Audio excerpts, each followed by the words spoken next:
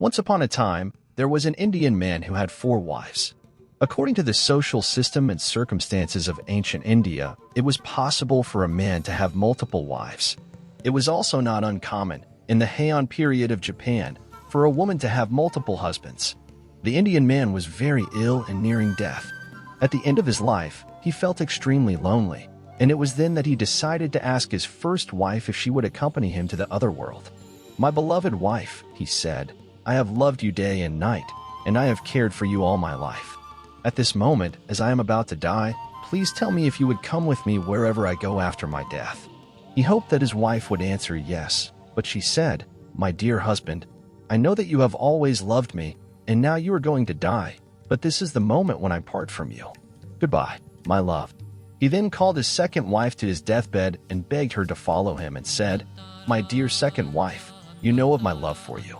At times, I felt insecure that you might leave me, but I held you tightly and intensely. My dear, I ask you to come with me." The second wife, on the other hand, expressed coldly, "Dear husband, your first wife refused to accompany you, so why should I follow you? You loved me only for your own ego and selfish feeling." Lying on his deathbed, he called his third wife and also asked her to accompany him, and she replied with tears in her eyes, "My dear, I feel sorry for you and am very saddened, so I will accompany you until the moment of your burial. This will be my final duty to fulfill with you." And she also refused to accompany him in his death. 3 wives declined his request, and now he remembered that he had a 4th wife, whom he had never had any affection for. He treated her like a slave and was always angry with her. Now, reflecting, he thought she would surely say no to him, but he was so frightened and felt extremely lonely that he decided to make an effort to ask her to accompany him to the other world. To his surprise, the 4th wife happily accepted her husband's request. "My dear husband," she said, "I will go with you. No matter what happens, I am determined to be by your side forever. I cannot be separated from you." This is the parable of a man and his 4 wives.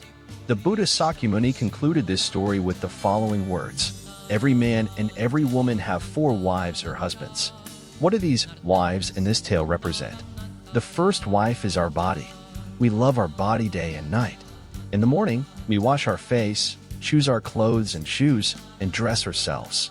We feed our body, take care of it, love it, and regard it as the first wife in the tale.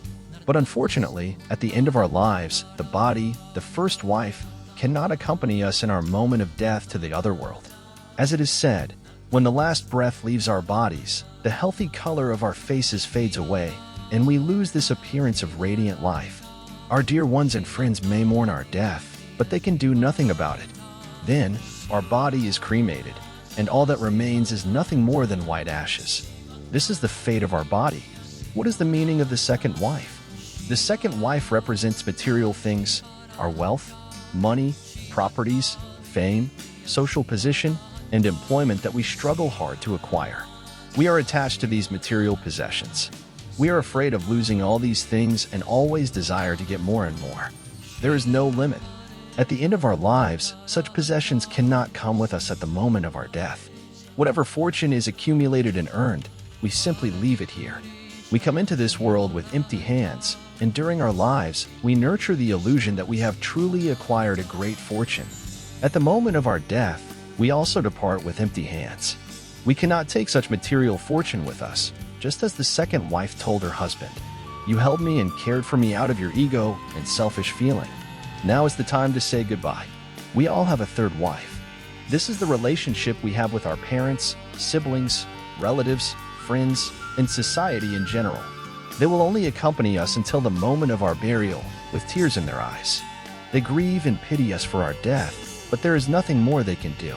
Therefore, we cannot base our lives or become dependent on our physical body, the fortune we accumulate, the people around us, or society in general.